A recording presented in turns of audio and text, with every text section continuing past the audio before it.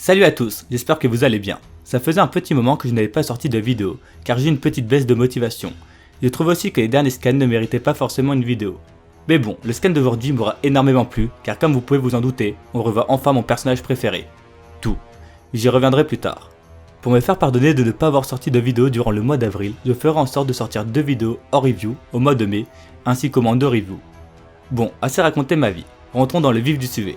Mais avant de parler du scan 756, je vais un peu parler de ceux d'avant, étant donné que je n'ai pas fait de review dessus.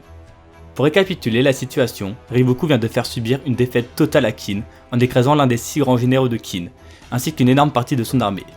La Gakuka et la Aishin arrivent à s'en sortir tant bien que mal, après avoir subi d'énormes pertes. Mais ils arrivent à rejoindre la frontière et à la traverser grâce à l'aide de Su'u de l'armée d'Usen. On apprend ensuite l'avenir de l'armée de Kanki, ou en tout cas ce qu'il en reste. Maron dit qu'il n'y a pas d'avenir pour cette armée, mais dit ensuite que Kanki ne lui a pas laissé le choix, et que le message d'Ojiko durant la bataille de Gian était « Si je venais à mourir, ça sera toi qui rassembleras mon armée, sinon ils redeviendront des bandits, et aucun d'eux ne mérite ça, même si ce sont des idiots finis. » Franchement, cette phrase m'aura laissé des sacrés frissons. Même après sa mort, Kanki continue à nous sortir des phrases dignes des plus grands. Quel personnage incroyable. Maron décida alors que son armée deviendra des mercenaires. C'est sans doute ce qui leur conviendra le mieux. On voit aussi la rencontre entre Mugu et Kanki. J'étais tellement heureux de lire ce passage, c'était l'une des questions que je me posais depuis longtemps. Comment quelqu'un comme Mugu a pu avoir Kanki et Usen sous ses ordres? La moitié de ma question a enfin été résolue.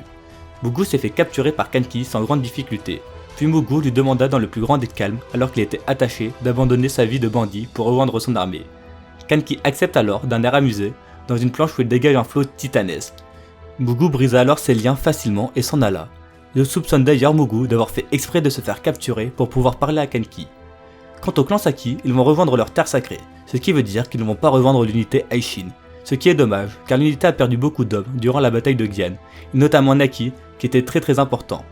On a aussi un court passage sur le roi de Zhao qui me dégoûte au plus haut point, j'espère tellement qu'il va se faire tuer dans pas longtemps dans d'atroces souffrances.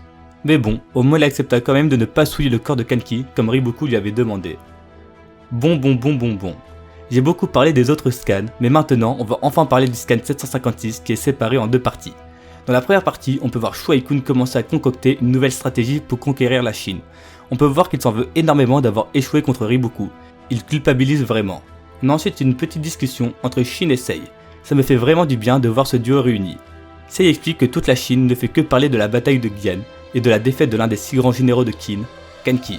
Tous les états sont réjouis, mais ça prouve aussi que Kanki a vraiment traumatisé la Chine, que ce soit par ses actes ou par ses stratégies vues nulle part ailleurs. Il parle ensuite d'Eki, mais on ne sait toujours pas sa situation. Ça m'intrigue vraiment de savoir ce que raconte nous faire avec ça. Shin remet ensuite l'aile des 6 grands généraux que Kanki lui avait confiés à Sei, puis lui dit que la position vacante des 6 grands généraux doit être attribuée, mais ce n'est pas si simple que ça, étant donné que personne n'a le niveau actuellement. Il dit que ça devrait être Muten, Uon ou bien lui-même, mais qu'il était encore trop tôt pour eux. C'est vraiment intéressant de voir Shin parler comme ça. Il a l'air vraiment mature et c'est vraiment cool, car avant on aurait pu avoir un Shin qui dit qu'il méritait sa place, mais là il est conscient que non. Je pense que la mort de Kanki l'a vraiment fait mûrir et ça va être très intéressant dans le futur. Bon, on arrive enfin dans le gros du chapitre, la nouvelle stratégie de Qin. On revoit enfin tout, je suis tellement heureux, surtout qu'on apprend qu'il va être mis en avant dans le prochain arc. Urokumi explique qu'après la défaite de Gian, les plans ont changé et que la première étape de cette tactique commence maintenant. Et que c'est l'armée de tout qui va s'en occuper. D'ailleurs, on peut voir que Shin y allait mais qu'il n'y a aucun membre de l'unité Aishin avec lui, ce qui peut être très intéressant. Après, peut-être que je me trompe, mais il m'a l'air d'être le seul. Tout explique ensuite que leur direction est Shintei, la capitale de l'état de Han. Leur mission a pour but d'envoyer un convoi pour inviter Kanpishi, un membre de la famille royale de Han, qui est un génie de la législation. Si jamais leur mission se porte à bien, Qin aura alors les 2 plus grands législateurs de Chine, Rishi et Kanpishi. Ce qui est très important pour l'unification de la Chine, car Sei veut réussir à les rallier par la loi, et quoi de mieux que d'avoir les 2 meilleurs dans le domaine. On pourra alors avoir un petit arc où les 2 rédigent des lois, et qu'on puisse voir à quel point ça va être difficile de rallier toute la Chine.